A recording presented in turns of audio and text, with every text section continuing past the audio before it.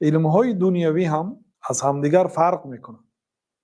مثلا علم آناتومیا از علم زولوژی فرق میکنه، یا طبیب انسان از طبیب حیوان که بیطار است فرق میکنه، چون که موضوع بحثی بیطار این آموختن مشکلات بیماری های انسان و علاج آن یا حیوان، اما طبیب انسان اون جسم انسانیت را می آموزد و بیماری و درد و دوای آن را می آموزد. بحث علمی طب و علمی طب از علم طب انسان از طب حیوان بهتر است، چون که الله تعالی آدم را از دیگر مخلوقات افضل گردانید، براش برتری داد. در سوره اسراء الله تعالی میگوید که ولقد کرمنا بنی آدم، در حقیقت ما فرزندان آدم را اکرام کردیم. و حملناهم فی البر والبحر، و ما آنها را در خشکی و هم در تری در بحر بالا برداشتیم.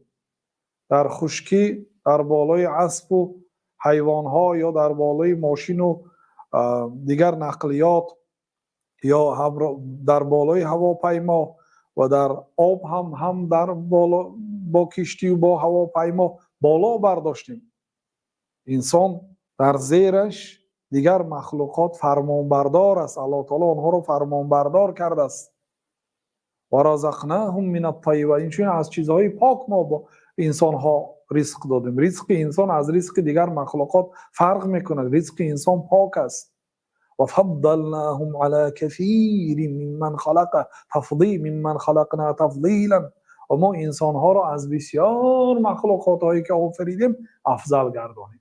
بنابراین آموختن طب انسان از آموختن طب حیوان بهتر است، اگرچه اونم علم نافع است. مثلا در یک شهر 1000 طبیب انسان داشته باشیم و یک انسانی بیطار نداشته باشیم، الکی فرض میگردد آموختن این علم، برای آنکه این اگرچه معالجه بیماری حیوان است راجع به انسان است.